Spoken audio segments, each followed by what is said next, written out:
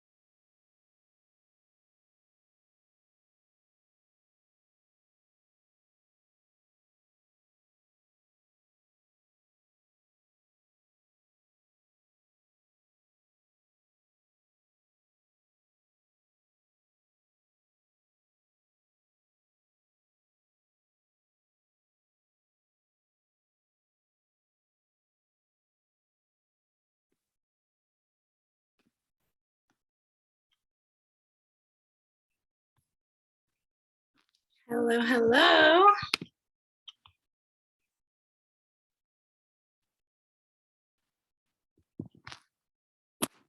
So having a great evening or morning or whatever time it is where you are in the world.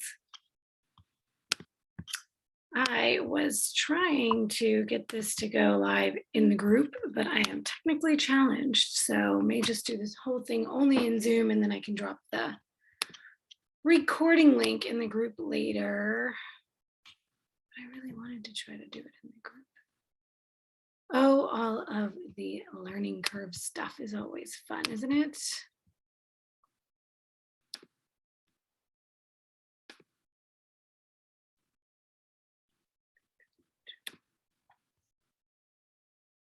Yeah, I think I'll just hang out here in Zoom and try to do the live in the group thing next time. Always something new I'm learning. Oh, well, maybe I can hold on. Now I'm seeing something that I didn't see before. Okay, no. Okay, all good. All good.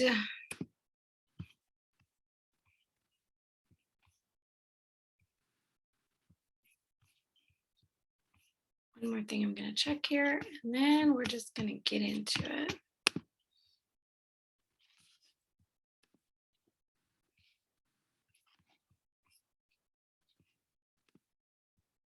Some more coming in. Cool.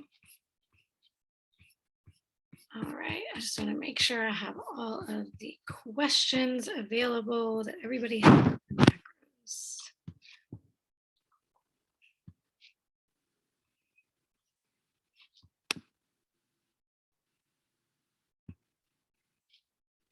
Okay, great. Most of the stuff I'm going to cover.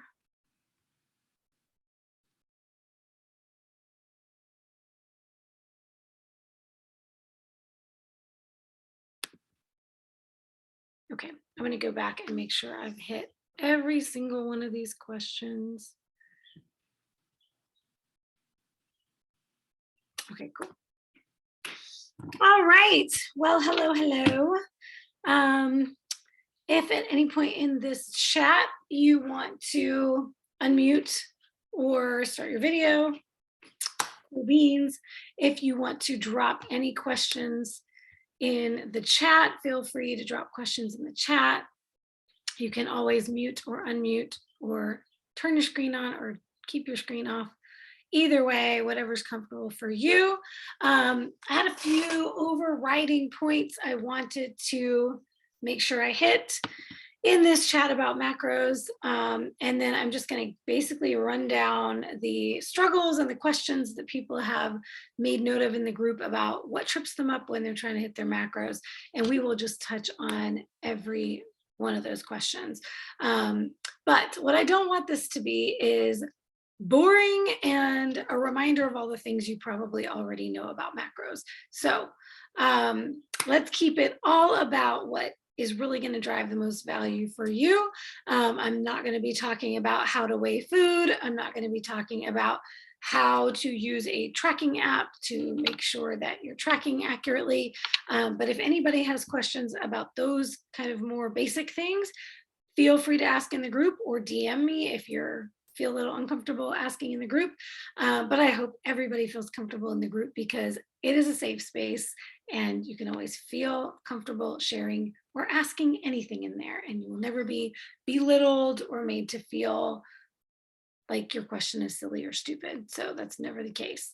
What I want to get into is kind of more of the advanced stuff about macros, and that is the number one thing I want to get across is how a coach looks at setting macros. So what I want to give you is basically an insight into how a coach is looking at things. When we are first discussing with you, when you have a call with a coach or you're considering working with a coach and a coach is going over everything they know about you in the intake process and asking you questions. And then they take all that information and that's how they determine what they're going to set your macros as. And this could be the same as you join an online boot camp or a program or a challenge or anything that somebody, a professional, is hosting and is going to assign you macros. What I want to give you insight into is how we make those decisions so that you can become the CEO of your body. That's my whole mission here, is so that you become an expert of your own body and what you need. So based off of some of the questions and the challenges with macros that I've seen in the group so far, the number one thing I want to start with on this chat is, first and foremost, if you knew nothing else about macros, I want you to know this. Macros are not stagnant. They are not constant. They are not stable. Your macros should not and will not, if you're being successful toward any goal, your macros will not stay the same month after month and year after year. And they shouldn't. 3 months from now, 6 months from now, a year from now, you should be on different macros than you are right now. That is if you're still counting and tracking your macros. A future call, I think I'll do a future chat all about intuitive eating so we can get more in depth over how you can still be the CEO of your body without having to count and weigh and track everything. Because that is my ultimate goal for all of you, is to not have to do this forever, right? We learn how to do these things. And this is why I like to teach things as opposed to just assigning macros or, I'm not a macro coach. You get a call with me, it's not going to be, here's your macros, good luck. It's not going to be, here's your training plan, good luck. That, to me, that is not coaching. That's not what coaching is. There are plenty of people out there you can go to who will set your macros. But guess what? You can do that on your own. And I'm sure you figured that out by now. You can go to any online calculator and get an arbitrary number of macros based on some really basic information you put in.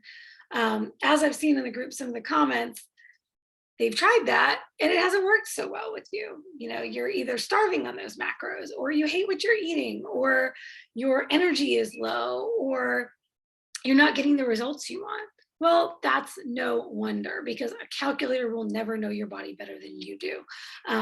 And I want to get you to the place where a coach will never know your body better than you do.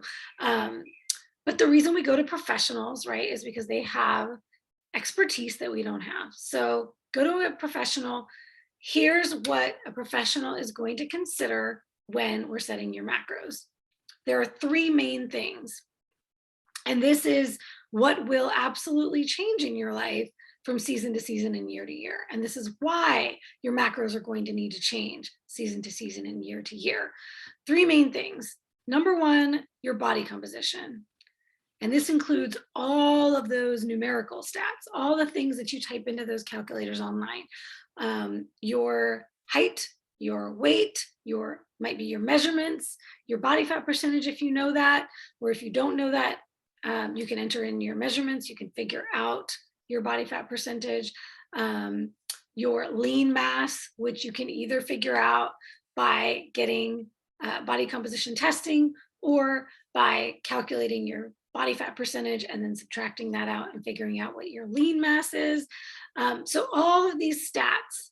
And then a personal coach, if you work with a coach one-on-one, they're also going to be looking at your photos. They're going to ask you for starting photos. They're going to be looking at, so they'll actually look at what your body looks like and assess from a professional standpoint what they believe your body fat percentage to be, because sometimes using a Navy fat calculator, which will take your measurements, or even getting any of those testing methods are not necessarily accurate. So good professionals will understand by eye, and they'll be able to see also what your trouble spots are, where you have those stubborn fat deposits, and likely where you're sitting. So body composition is number 1. And obviously, right, we haven't had the same body composition our entire lives. Last year, you probably maybe weighed something different, or maybe you had less muscle or more muscle, or you had a baby, or there was something that your body's not exactly the same every 3 months to 6 months to a year of your life. So why would your macros be the same all the time? Does that make sense? Hope that's making sense so far. So that's number one. The second consideration that we look at is, what is your main goal? What is the priority goal? Many of you here have multiple goals. You want to burn body fat. You want to lose weight or lose body fat. You want to put on muscle. You want to change the shape of your body. Many of you also have health concerns, maybe very specific ones, or maybe just in general, you want to feel better, you want to have more energy, you want to improve your lifespan, you want to have a better mood, and maybe all these little things. It may be something major. You may have PCOS, you may have Hashimoto's, you may have autoimmune conditions, you may have type 2 diabetes, you might be pre-diabetic, you might have heart disease in the family, familial things that you have to think about with genetics. Those are all different goals.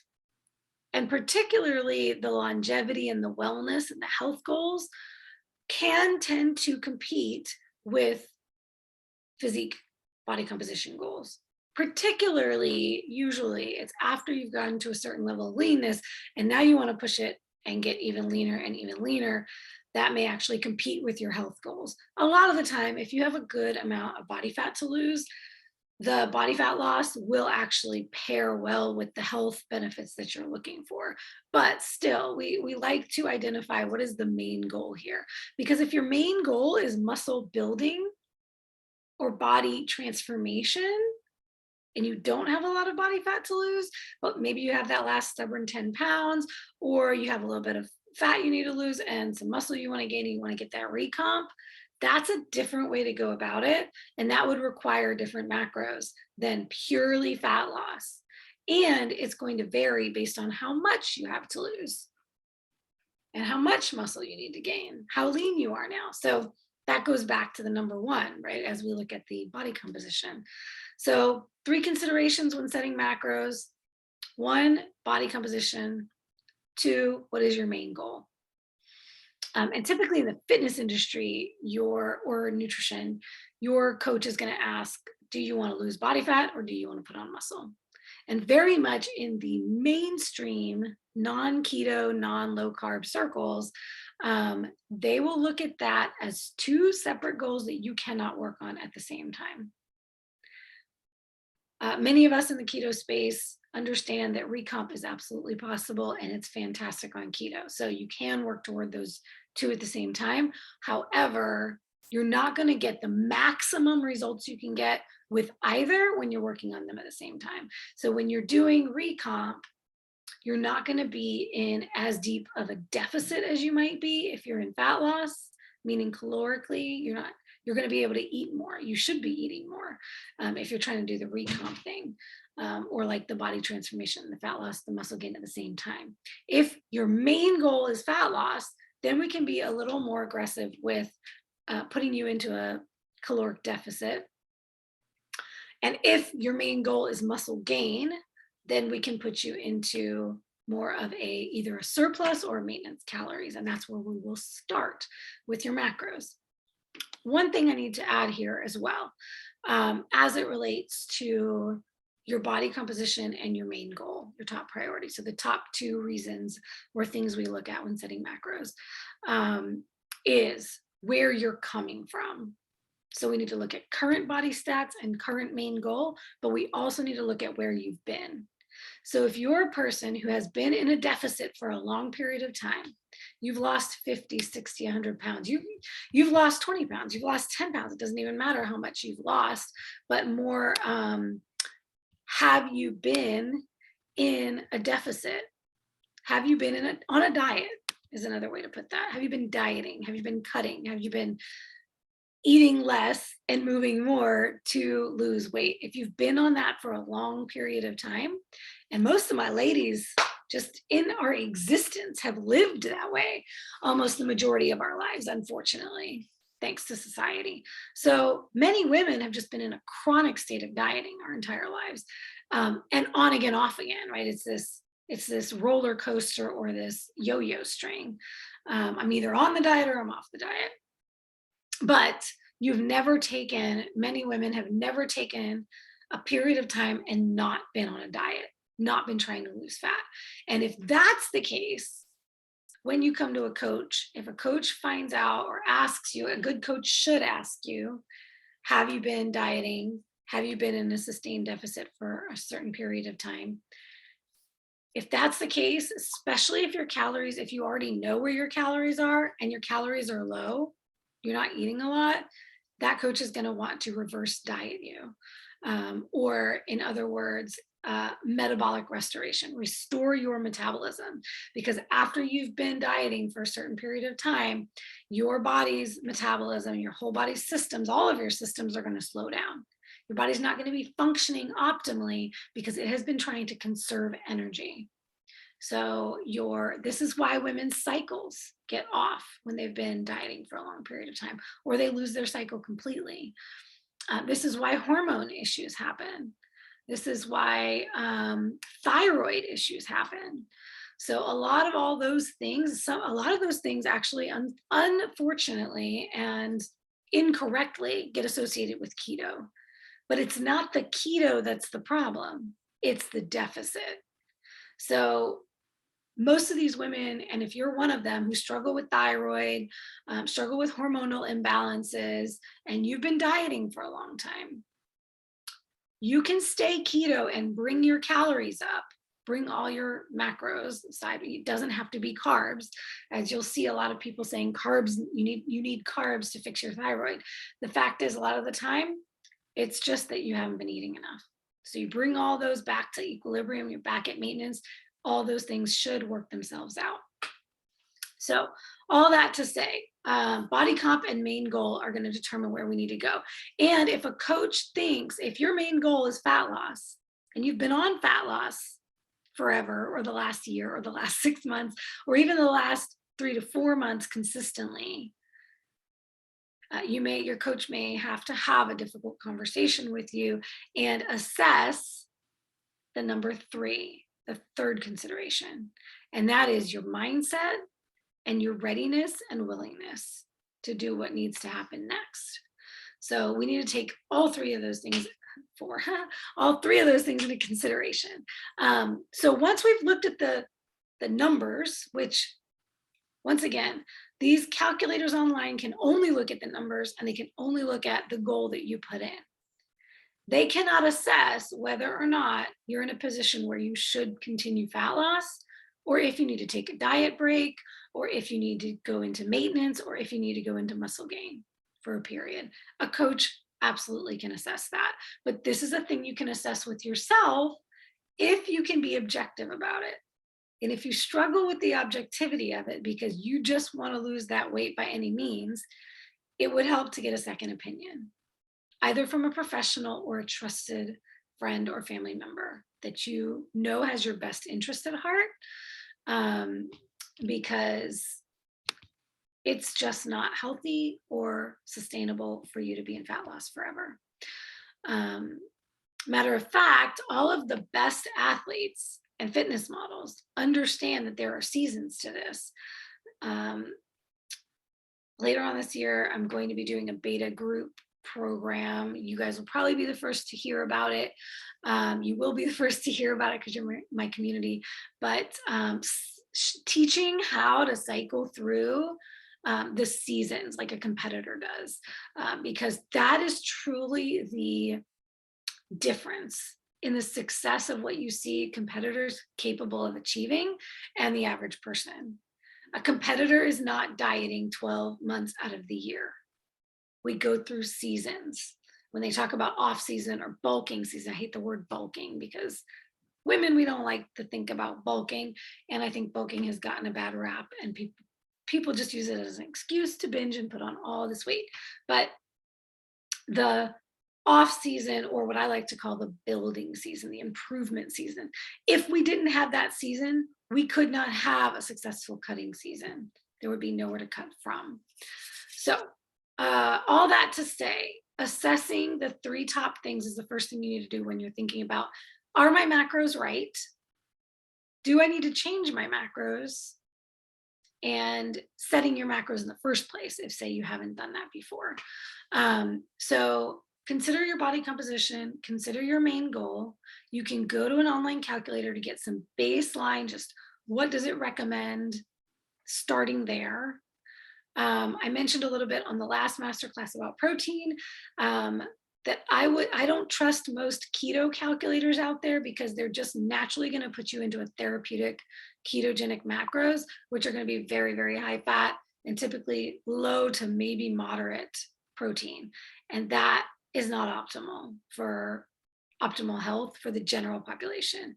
That is for people who have neurological, neurodegenerative diseases, seizure therapy, things of that nature. So I highly recommend for body composition, when you're thinking about fat loss, muscle gain, creating the body that you want, you need adequate protein. And if you have questions specifically about protein, go back to the protein masterclass. I'm not going to go too deep into protein today, but I will talk a little bit on how to manage your protein and fat levels to ensure that you're at the right place for you. So the number 3 thing that I just mentioned, the mindset and the readiness for what you're signing up for, essentially. That's really key. Being able to assess for yourself, where do I really want to be right now? And from some of the things I've seen posted in the group, we can get, as women, we can shop out so easily to other people expert decisions about what should happen with our bodies and not be connected to what we really need. So my number 1 mission, as I keep saying, is to help you figure that out for yourself. So I've seen, posts about, I hate these macros. I hate that, I hate that they're so low, or I want to eat more. My question is, why are you not? Why are you not? It may be time to take a look at your macros. So let's get into, drop your questions if you have any questions so far about anything that I've shared so far. And I'll just segue into how to know if your macros are right for you, and then getting into setting the appropriate macros for you.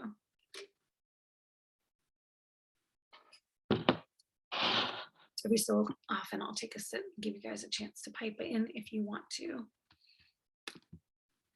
I have my notes here. Where to find the protein class? It is inside the group. There are events in the group. So if you click on events, it should be in past events. It just automatically posted the video in there. Yeah. And what I'm going to be doing is I record all of these. I'm going to save them all. And then I'll be able to share the link also probably in the group links or something of that nature. Now that I'm using Zoom, I'll have a dedicated place where you can always go back and find them as I create this vault of resources for you guys. Cool. So yeah, just talked about the top 3 considerations when setting your macros, and that macros will not stay the same all the time. Being the CEO of your own body. Okay, real quick. Yeah, okay, real quick. Not even real quick.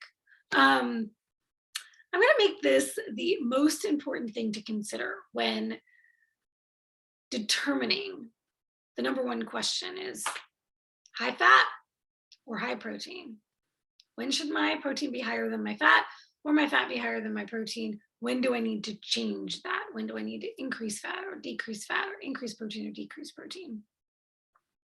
When should I increase carbs? That came up too. Some of y'all, oh man, I need to do a whole carb masterclass. I will do a whole carb masterclass, and we will talk about different types of keto, targeted, cyclical, and non-keto. We'll talk about some, different levels of low carb and what all that looks like.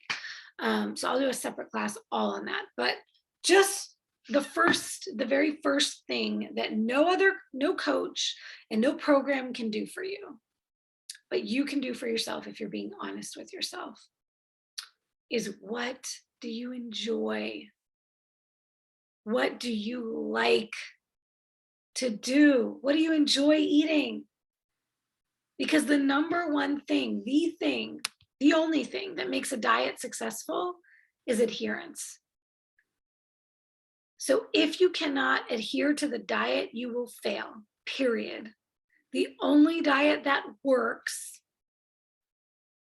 right? And that means works in that it's getting you the results that you want, is the one that you'll stick to. If you can't stick to the diet, it's not going to work for you, period. So my public service announcement to you is do not eat in a way that you hate just in the name of getting results, because inevitably you will not be able to keep it up long enough to get the results that you want. And if you do, what's coming to mind is these 30-day challenges that are like going to drop your calories to almost nothing and have you doing insane cardio every day. Sure, you could get some crazy results in 4 weeks, but I guarantee you're going to strip the muscle off your body doing it that way. You're not going to change the shape of your body. You'll just lose weight on the scale, and you're going to hate life. You're going to be starving, and then you're going to have to do what I just mentioned before, which is metabolic restoration, because you'll run your metabolism and your health into the ground to do it. So do not eat in a way that you hate just in the name of results. Hey, Clarabelle's here. Great to have you. Okay, so, okay. Oh, that's a cool, okay. Thank you, Heather, for that. I will definitely touch on that. All right, so in the name of adherence being the number one most important thing of a successful diet, the most important thing to consider when you're deciding on your protein and fat levels for your goals, like I said, you can go to a calculator, you can start there. Calculator should always be your baseline. Like, let's test this out and see how this works. If you get something on a calculator that, let's say it's very high protein, very low fat. Let's say you're like 150 grams of protein, 50 grams of fat, and obviously like 20 grams of carbs. And you hate eating lean meat and you love fatty meats, and life is no longer enjoyable for you. That is not, nobody held a gun to your head and said, you have to do these macros that you found on this random calculator.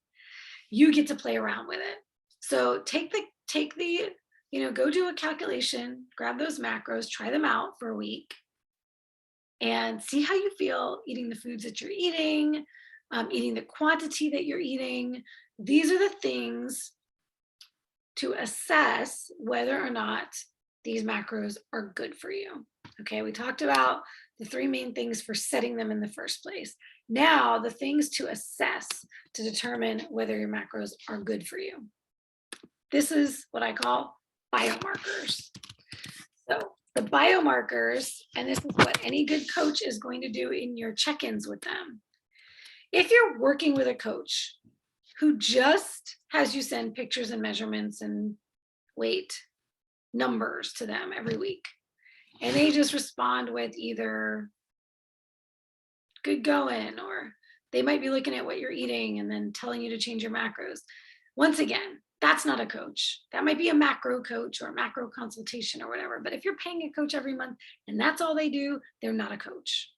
You're not getting coaching. A coach should be asking about your biomarkers. What do I mean by biomarkers? How is your sleep? Has your sleep changed or been impacted? Are you getting less sleep? Are you getting more sleep? Is your sleep more restful? Are you waking up more rested? So are you getting better quality sleep? Maybe less, but better quality. I hear that a lot from carnivore. Oh, I don't need as much sleep as I did before. I feel great when I wake up. Really interesting there. So sleep, really key. What has your mood been like? And for my ladies especially, like, this is a major thing, because a mood is a really good impact or insight into what our hormones are doing. So especially track your cycle.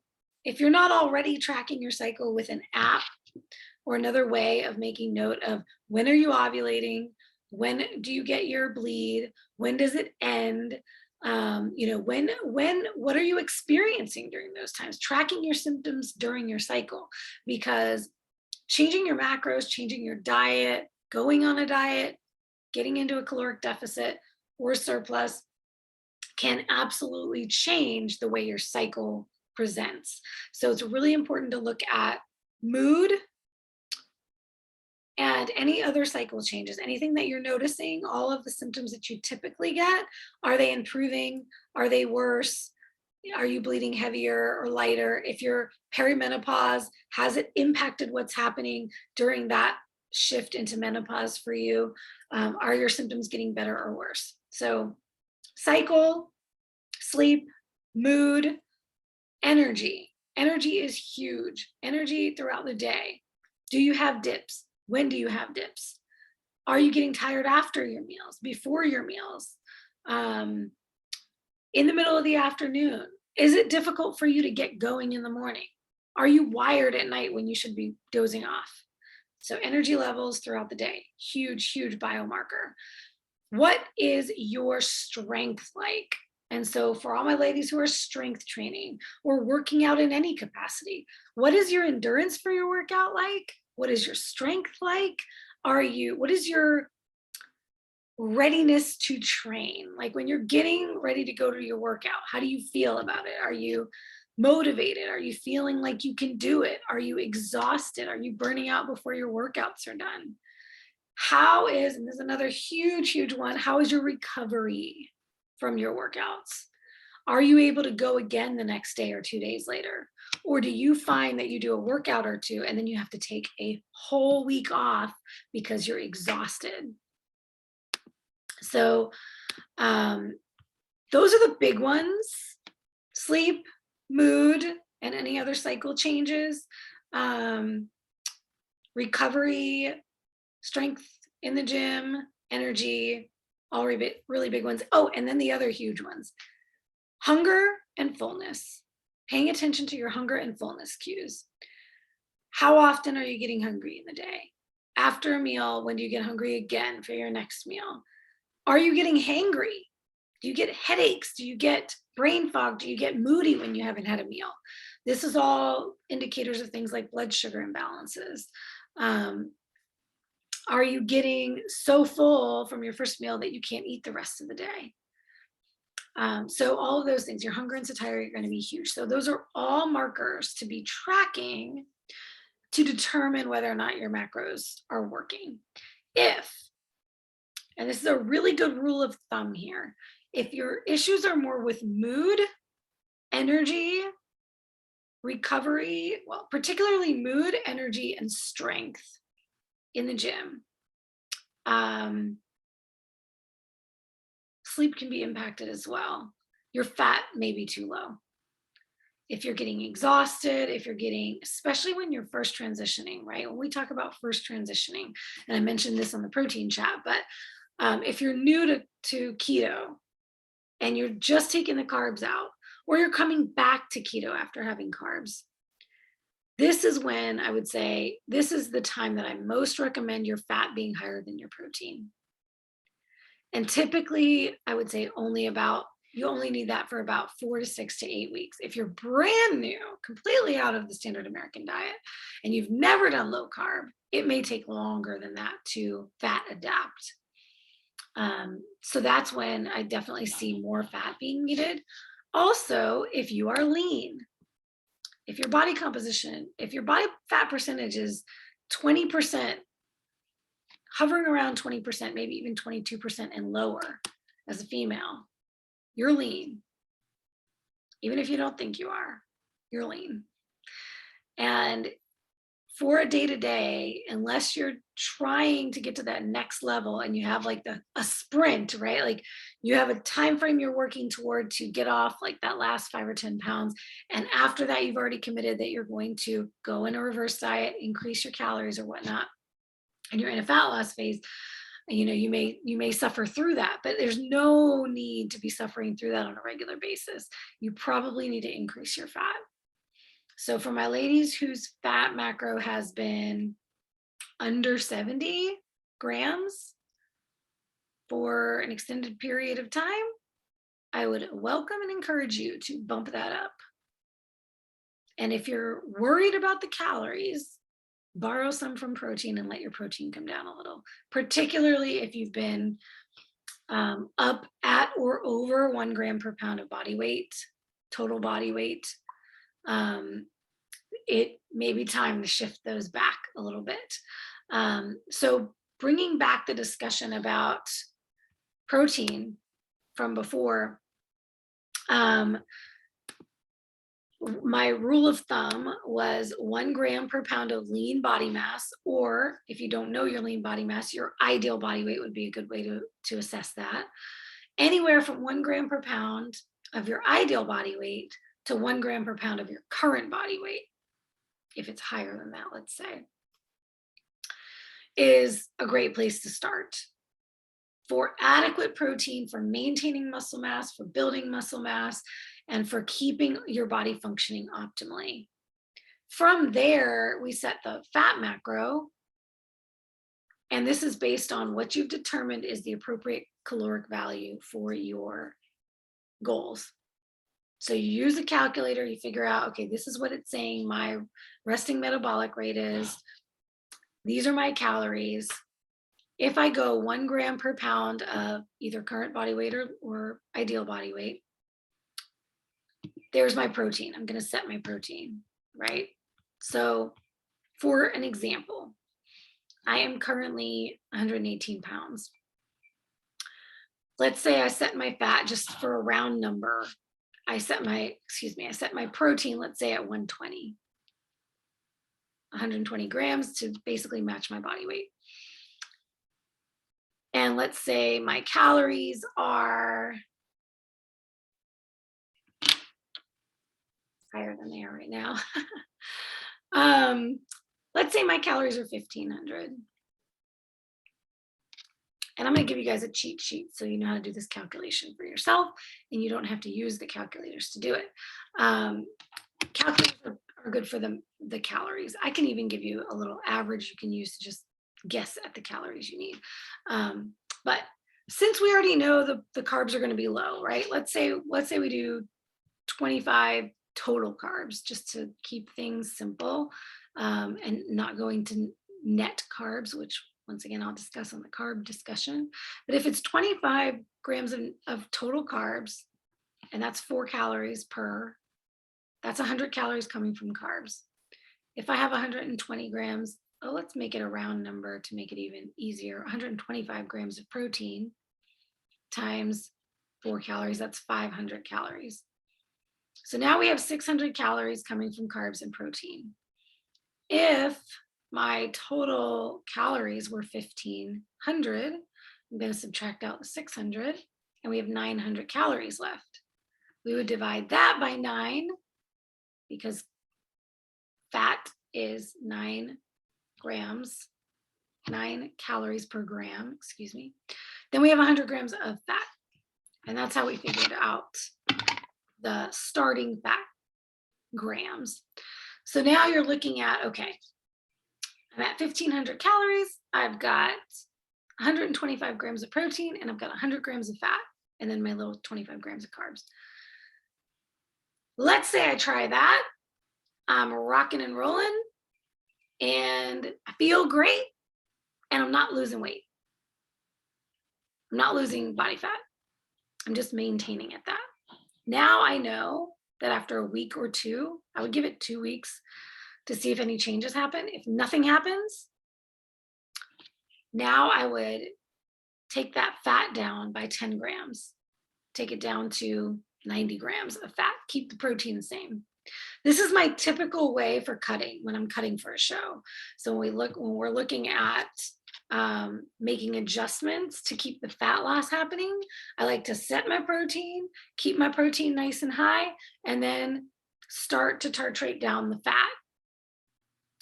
Another way that you can do this to make it a little bit less extreme, I'm not going to call it extreme, but to have a smaller deficit, caloric deficit, you could take the fat down by 10 grams and increase the protein by 5. So this way you're kind of making it a smaller deficit. If you get to the point, let's say I get to the point where I've done this for a few weeks and now I'm losing the body fat and I'm all happy because I'm losing body fat and my fat is now down to 60 grams and my protein is hanging out around 130 or maybe 140 by now. And I start getting moody, my sleep is disturbed, my recovery isn't great, I am struggling to make it through the day with my energy. These are all signs that I need to increase my fat again. And now if I'm in a place where I'm happy where I'm at, I'd like to build some more muscle, I don't need to lose any more body fat right now, I can just start increasing the fat again and keep the protein right where it is. If I either want more fat loss or I want to maintain without gaining anything, then I can start to take down the protein a little bit as I increase the fat so that my calories remain the same. And here's a maybe bold rule of thumb that I could throw out there.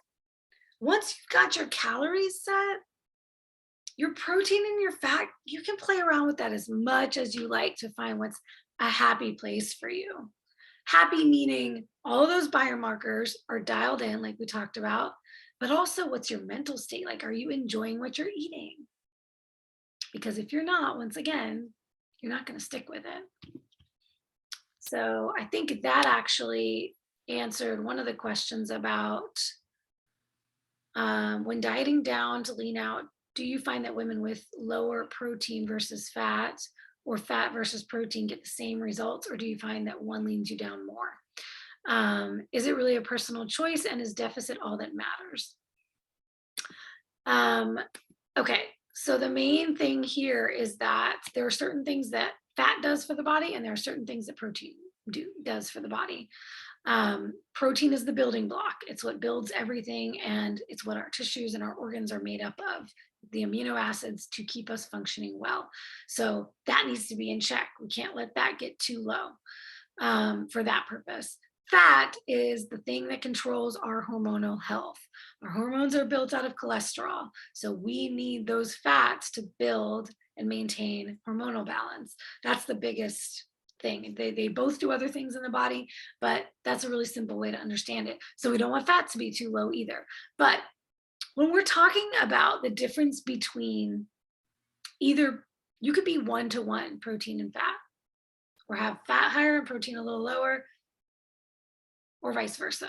If we're talking a difference of 10 to 20 grams, it really doesn't make that big of a difference. As long as you are at least adequate protein consistently. So we're not getting under, let's say, I would say most calculators will say 0.8 grams per pound of lean body mass is a good floor for that. And we'll talk about fasting on a different masterclass. This doesn't mean that you can never dip below that. You can't ever have a day where your protein is lower than that. Once again, if you're just getting started or just coming back to keto, we may start with protein a little lower and then work our way up to ideal levels.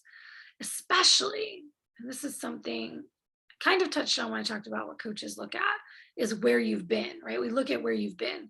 So another thing a good coach is going to do when you first start with them is they want you to track your foods right now, the way you're eating, before you change anything. And everybody wants to jump into change because they want to see results right away. But it's really important for a coach to understand where you're coming from, because if, let's say, you've been eating only 60 grams of protein a day, I'm not going to jump you up to 125 grams tomorrow. That could cause all kinds of problems in your digestive system. You're not ready for that. So understanding where you are and where you're trying to get to, and then making small incremental changes to get yourself there, will definitely help with any kind of transition. Fat, I will say my rule of thumb with fat is don't go under 50 grams if you can help it. you really need to have a very definitive reason for going under 50 grams and maybe a medical reason. I don't know, but it is not healthy to be under 50 grams of fat. So I typically will not put anybody that low. I would say 60 is a good low for me. I don't even like to go under 60 grams. So my ladies who've been around 60 in the 50s or 60s, I would encourage you to consider increasing the fat. And if you need to take some from the protein, so be it. Okay, I want to get into some of the questions I'm getting in the chat here. All right, sometimes when using the Carbon app, I hit all my macros but still have calories left. Oh, I can tell you why that probably is. And the same thing happens with Chronometer. If you have your app set to track net carbs, then, or if you have it, depending on how you have it set to track your carbs, your calories may be off, because I would encourage everybody to just track total carbs. I don't think you can look at net carbs. I would say you can look at both total carbs and net carbs, but I think it's really important to understand and know where your total carbs are. Your total carbs are what is making up that part of your calories. Your net is not considering all those other carbs that also have calories. So, but if you're not hitting your calories, I mean, typically that's the case when people are tracking net carbs and they're realizing that they've hit their macros, but they're somehow over on calories.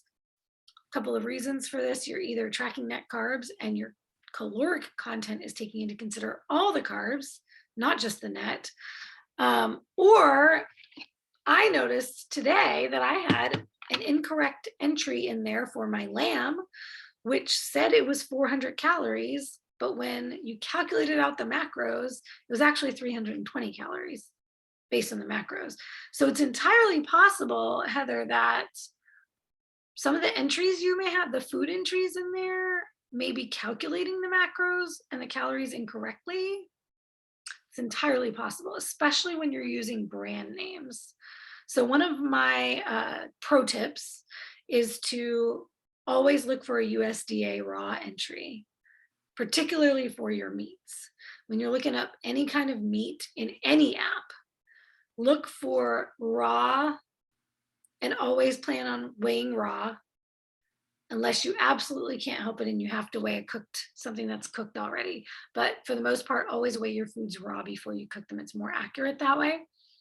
And then always looking for a USDA version of it. And this can be tricky to find sometimes. Sometimes you have to go to nutritiondata.com or Google it and try to find what it is called from the USDA. If you're like me and you like to try lots of different kinds of meats, I've gotten some cuts of meats that were not in the app. So I looked it up and I discovered, okay, that's right. Flank steak, hanger steak, what was the other? Flat iron steak are all considered the same thing. So in USDA, they used a different term, and then I was able to find it with the USDA entry. Usually those are going to be the most accurate, and they may be different from what you read on your packages, but they're more trustworthy than what you read on your packages, because companies get to lie. There is a margin of error that's way too large that they get to not be accurate on their labels. So the calories could be wrong, the macros could be wrong. So always, whenever possible, use the USDA. What was the other thing I was thinking about the macros with still having calories left?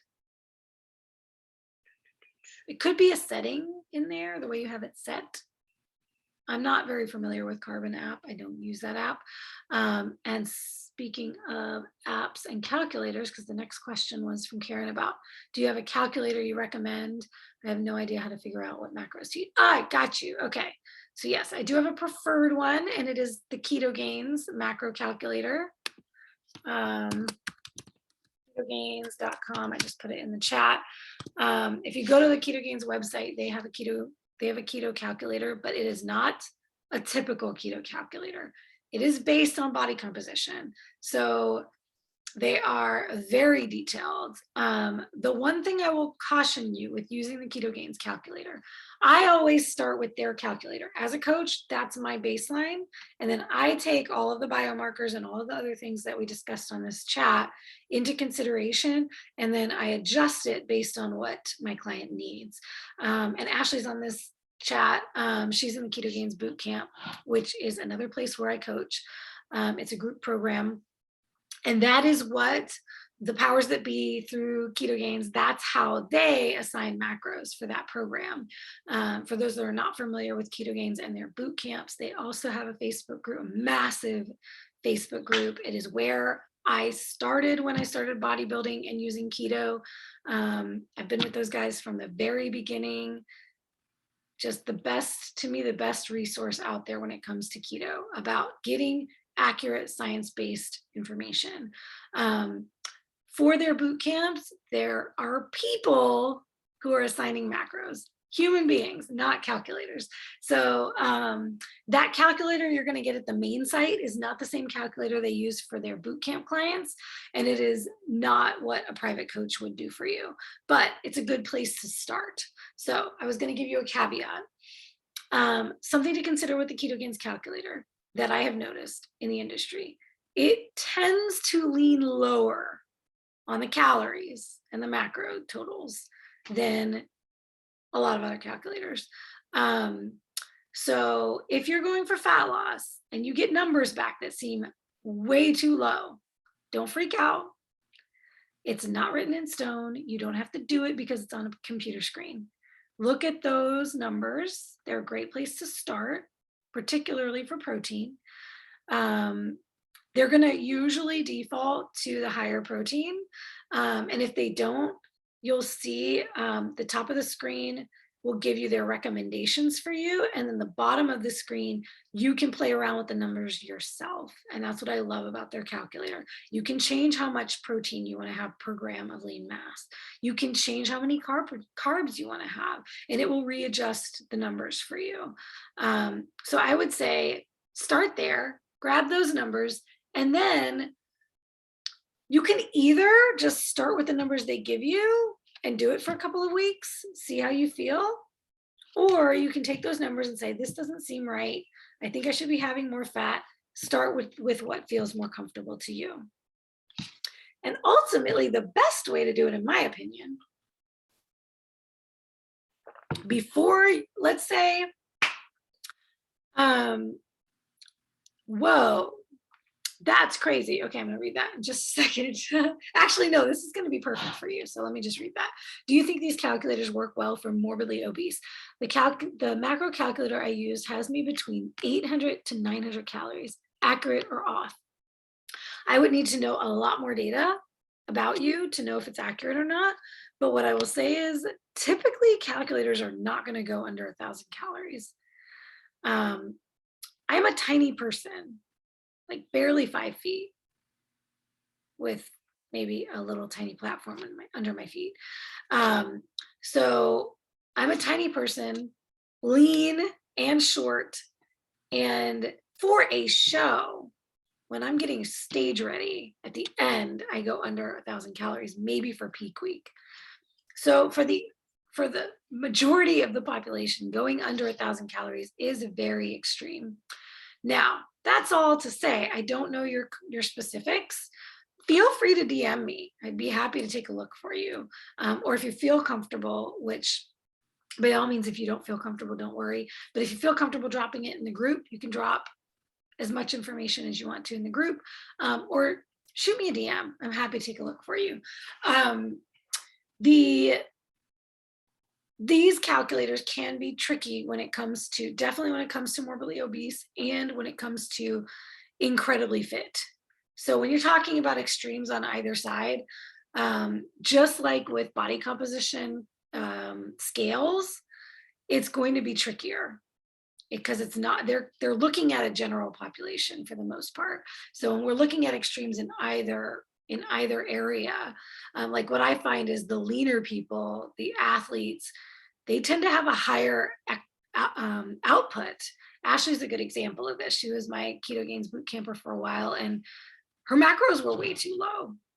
And I knew that because she was suffering and she was telling me about it. If you don't, that's the other thing. If you're not telling your coach, if you have a coach and you're not telling your coach how you're feeling and you're struggling, they can't help you or they can't change your macros. Once we got her out of that, that was a huge help for where she was. She just burned through calories like nobody's business. And so it can be skewed on the other side as well. And like I said, with Keto Gains, they're going to look at pushing that fat loss. So if you have let's say you have 50%, you're at a 50% body fat or higher, it may seem and it may be very low for you. You may be able to handle that. That's the other thing. Morbidly obese, you would be surprised on how low you can go with calories, and for a good little while, more so than the general population, because your body can and will take that body fat from your body and use it for fuel. So it's possible it could be accurate, but definitely I'd be happy to find more information and try to help you out with that specifically. But this, I think, will really help you too. And this hopefully will help everyone. Let's throw all that out the window for a minute. Forget the calculators entirely. Here's how, this is my favorite way to do it. And this is the way I would recommend everybody do it. First and foremost, get a really good tracker, like Chronometer is my Chrono. I'm gonna put it in the chat. Chronometer, chronometer, people call it different things. This database is the most accurate one you're going to find out there in terms of apps for tracking food. MyFitnessPal is horribly inaccurate. Some of my clients know I use it with my training app because it syncs with it. But if they will ever allow me to use Chronometer, I will be thrilled. But for some of my clients, they've already been on Chronometer, so I keep them on Chronometer and we don't even bother with the syncing. MyFitnessPal is just going to be a lot more tricky to find the really good, accurate entries. Like I said before, you can type in USDA and that'll help a lot of the time.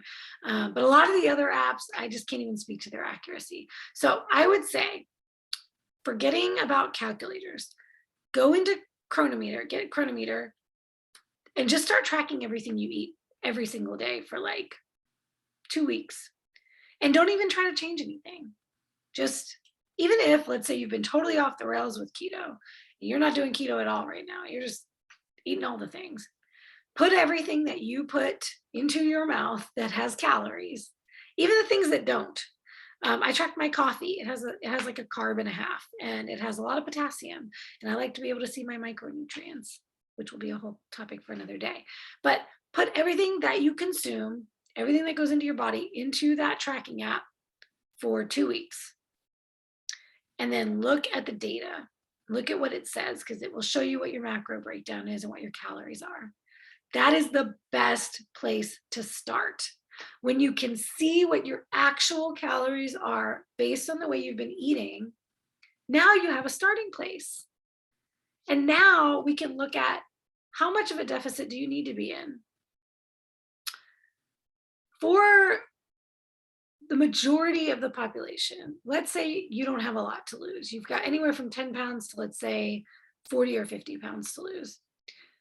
A healthy way to do it would be to look at about a 200 to 300 calorie deficit, not the 500 calorie deficit that everybody talks about, because a pound of fat weighs 3,500.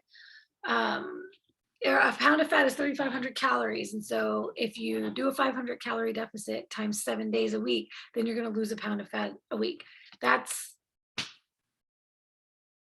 too many other factors that play in it's not that simple. So I would say, find out where you are, particularly first things first, calories. Calories are king. Macros are queen. And micros, I don't know what I would call them. They're not the jester. They're definitely more important than the jester, but they make the whole thing happen.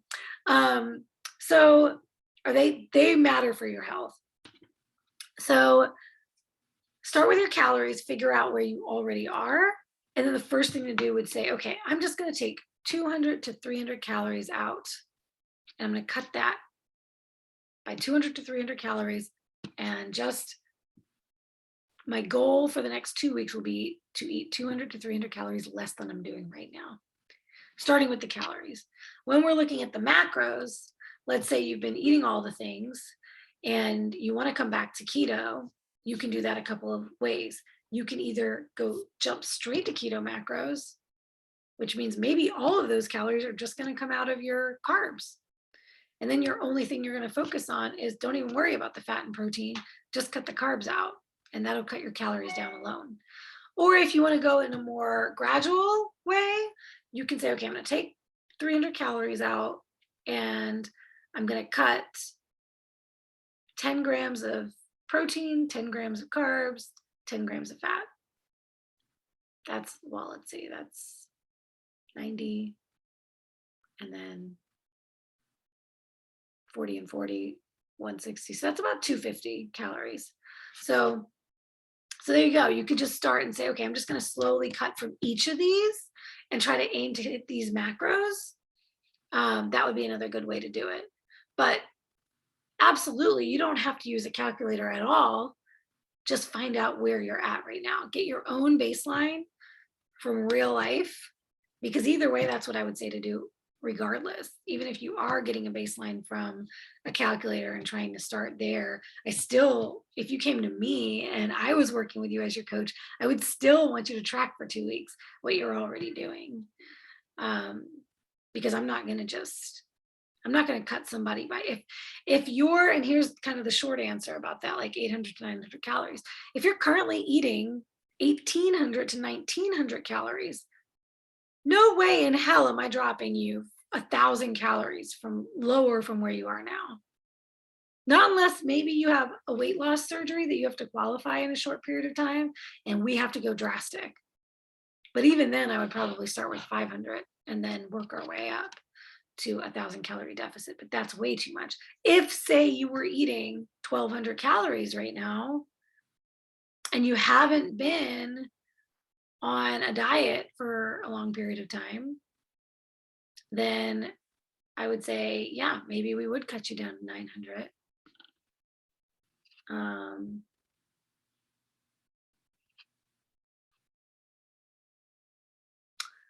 Let's see, been under 900 calories daily for 6 months. So don't cut 200 calories, even though not losing body fat.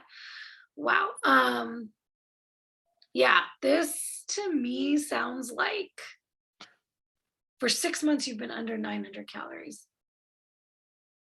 That's a long time to be that low and not seeing results. So if you're not losing body fat, I would definitely want to take a look at, do you know, and can you drop your macros in the chat, your current macros? I would definitely want to change something. But what I would say is, I mentioned this earlier in the call about when a coach would look at where you're at and say, you need to restore your metabolism. I would potentially put you in a restoration program to get your metabolism back up, because right now there's not much to cut from. And I do the same thing with competitors that come to me and want to do a show, but they're not eating enough. I can't cut from there. I mean, that's starvation at that point. Your body's shutting down systems. It doesn't want to cooperate. But I would also need to look at, how long have you not been losing body fat? How long have you been stalled? 80 protein, 50 to 60 fat, always under 10 carbs, I imagine you mean. Carnivore, so carbs only from eggs. Okay. 80 protein and 50 to 60 fat. That is very, very low.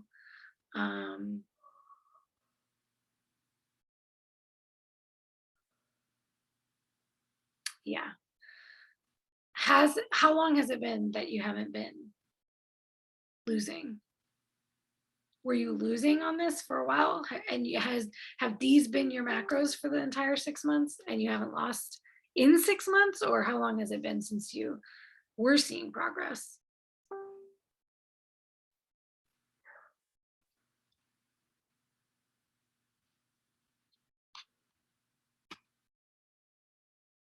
I would love to do more calls like this where I can actually get into the weeds with some of y'all. So feel free to request it in the group, and we can do Zooms where I can go into your stuff and actually kind of do some detailed assessment and let other members of the group come in and see how that works, because I think it could be really helpful for a lot of you. 2 years carnivore, stopped losing 2 years ago when I went carnivore. So you lost 100 pounds on keto and you stopped losing when you went carnivore, and you haven't lost anything in 2 years? Is that accurate? Okay, that's accurate. Do you still have a lot to lose?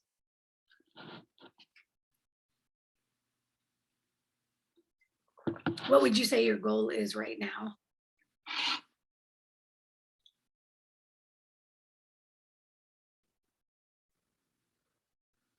Okay, 47% body fat, need to lose 60. Yeah. Yep. And Christy hit the nail on the head. She said, I've seen many say they were eating too little, and when they started eating more, they started dropping the weight. Yeah. And I always temper this with, you may not. So everybody, you want the fat loss, like you want that so badly. But and a lot of what happens with carnivore is there's some healing that needs to happen. A lot of the time people end up eating too much on carnivore, and that's why they're not losing, and then they have to actually reel it in. That is clearly not the case in your case. If you've been on this low for quite a while. So in that case, it definitely sounds like your metabolism has adapted. It's what it's supposed to do. So it can be frustrating to acknowledge this, but your body's doing what it's supposed to do to keep you healthy. It doesn't want you to die. It doesn't realize that you still have, oh, it's okay, she still has this much to go, so we can just keep losing. It down regulates. When you've been in a deficit for a certain amount of time, your body adjusts to that, and then it regulates the rate of the metabolism. So it has now made that your new maintenance. So if you try, and I would say, give this a shot, start small, increase protein and fat by 10 grams each. Start like 90 protein, 70 fat, and watch what happens. Do that for 2 or 3 weeks.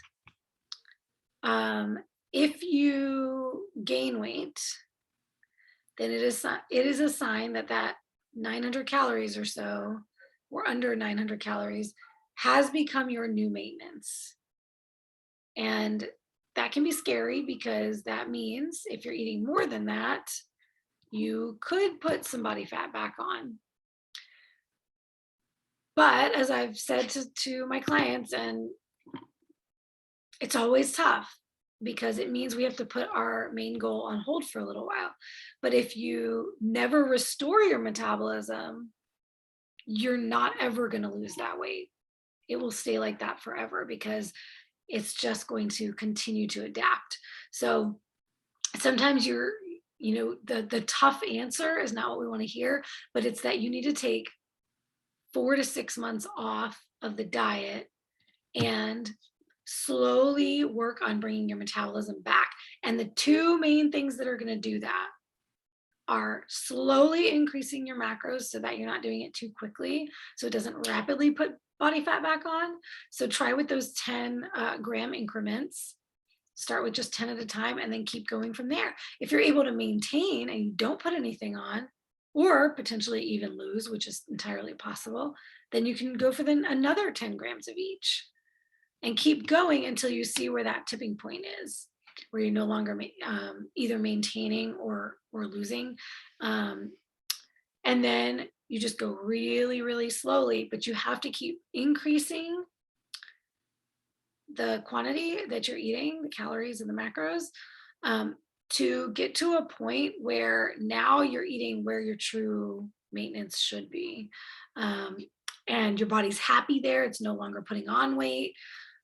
and it can maintain there. Once you can maintain at a higher calorie threshold for 3 to 6 months, now you can go into another fat loss phase and it'll just fall right off. It'll be like you first started all over again.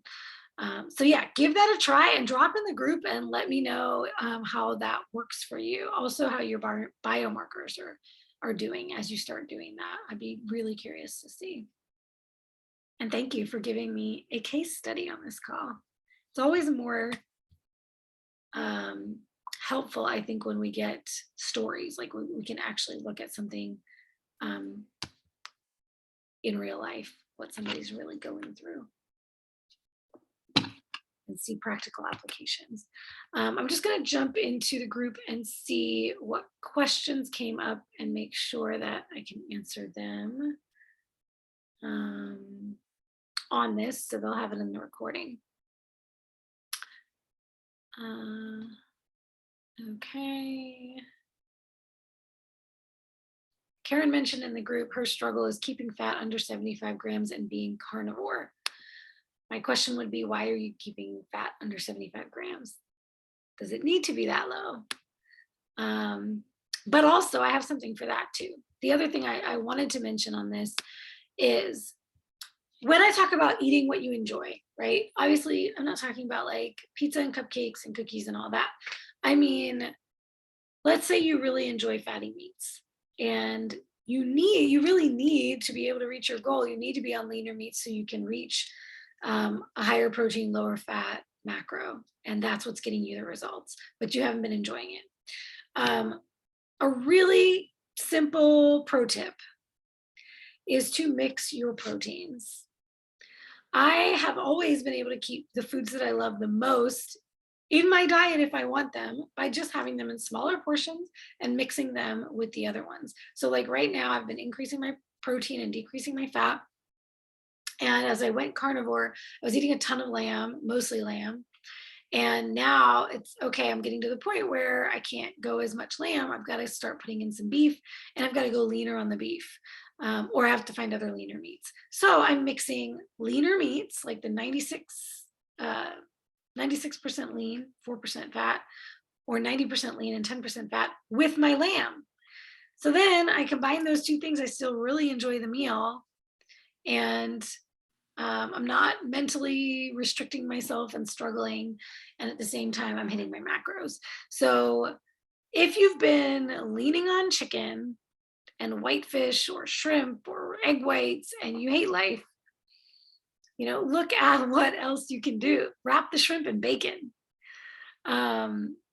If you struggle to pair foods to hit your macros, if that's a challenge, drop in the group.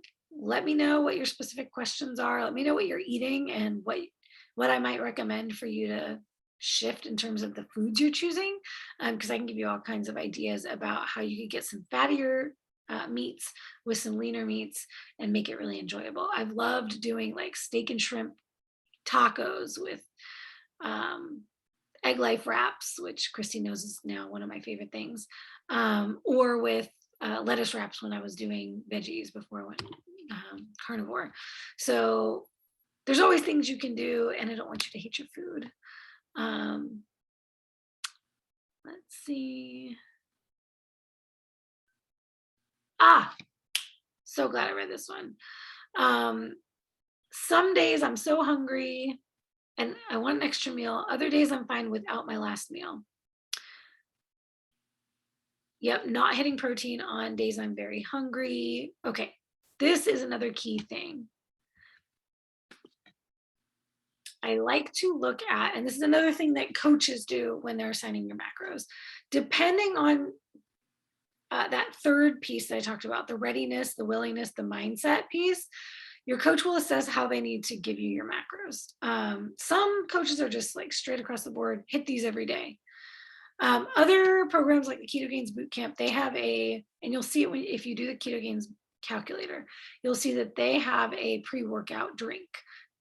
They have you drink that on the days that you're training and not drink it on the days you're not training. So you'll have a little bit different macros on your training days to your non-training days. The way I like to work is once we establish where you need to be, your macros are a range. You know, you can put the top of the range into Chronometer to track your stuff, or MyFitnessPal or whatever you're using as a ceiling. But you'll know, because I'll give you your range, and what I want you to do is on the days that you're hungrier, aim to hit the top end of those macros. On the days you're not as hungry, you can aim to hit the lower end, so that you can work more with your body's natural hunger and satiety cues, because we are not always hungry the same on every single day, or sometimes we're full on some days. So I really like to work with the natural rhythm of your body. For me, the whole eating more on a training day never worked for me, because I was always hungrier the day after when my body was recovering. And so if I worked with I'm going to eat more on my training days and less on my rest days, then I'd be hungrier and struggling to recover on my rest days. And I'd be stuffed and uncomfortable and probably not get the best workout on my training days. So I don't like to work with hard and fast rules. I like for it to be more, yeah, Christy says that's me. Exactly. Yeah, and different times of the cycle. So different times of our cycle, we get hungrier. Our hormones definitely play a role. And here's another piece on that as well. You will have, and it's a cycle thing for sure, certain weeks where you're hungrier all week, and you may go over your macros that week. The goal, and what I would encourage you, not to blow it out the water and have binge days or cheat days, but for those of you who follow me on Instagram, I've been posting my prep updates. And the latest one, you may notice, you would only notice this if you're very, very detail oriented. I was going to point it out, but I'll probably talk about it in like a video or something. I had been posting my body stats and my macros, and then what's going on with me mindset wise, yada, yada. And whenever I post my body stats, I post weekly averages, because we don't want to be looking at a single point in time. I say this all the time. We want to be looking at trends. But what I wasn't posting was my actual weekly macros, like what I was hitting for my macros for those weeks. So people looking at it might think, based on the macros that I listed, the macros that I listed were my goal macros. They were my targets. But your girl is not perfect all the time. I don't hit my macros perfectly on the spot every single day. I do listen to my hunger and satiety cues. Sometimes I go a little higher, sometimes I go a little lower. So my averages work out differently. And over the last couple of weeks, I was going higher on my total calories and macros for the week. So I went back, and on my latest post, I shared what my targets were and then what my actuals were. So if that gives anybody a little bit of a peace of mind that, like, even athletes, pro athletes, and coaches are not perfect either. Life is still life. And I like to have that leeway in there. The important thing for me is to see when I was, really, first of all, being willing to look at the data for what it is, and not letting my emotions get in the way and say, I overconsumed today. I don't want to track that, because that's not according to my macros, and I don't want people to know that. My agreement with myself on any leg of my journey, but particularly on a fat loss phase, is if it goes into my mouth, it's getting tracked. I'm looking at the data whether I want to or not. So those days that I overconsumed had to be tracked. And this week, when I went back and I looked at my averages, I was like, oh, isn't that interesting? Over the last couple of weeks, my weight has been up. Over the last couple of weeks, my calories have been up. So by doing it that way and committing to looking at the data, I don't get to fool myself about anything that's been happening. And I don't get frustrated about not making progress, because I can see that there's a direct correlation of going over my macros and not hitting my targets. So all that to say, on those weeks where you're extremely hungry, I would much rather you go a little over your fat and your protein and stay away from the ice cream and the pizza and going on a binge, I would much rather your fat and your carbs go up by, I mean, your fat and your protein go up by 5 or 10 grams or even 15. No biggie. We can manage that as we go. And then we can say, okay, well, what did your results look like? Well, then that's probably why they look that way. We can go a little lower this week to compensate, as long as it doesn't get into binge restrict mode of binging one week and then starving yourself the next because now you have to fix it. That's not the territory we want to get into. But otherwise, allowing for a little bit of flexibility from week to week is a better way to do it. Some coaches do that by giving you set macros for the week and then saying, hey, go have a cheat meal on the weekend. Or I used to have one of my competition prep coaches had me go and have a keto cheat meal on a weekend. So you can go eat whatever you want on Saturday as long as it's keto.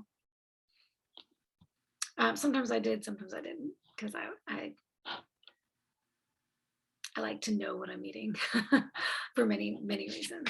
But some coaches do it that way. Other coaches actually have you like specifically tell you throughout the week what to change. I like you learning to listen to your body, going a little higher on the days you need it, going a little lower on the other days you need it.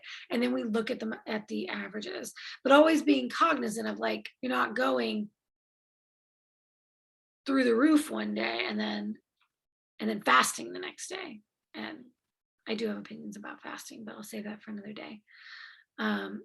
Women's bodies, I will talk about this a lot, are very sensitive to changes. So what we don't want to do is be going into drastic changes day to day. We don't want to be like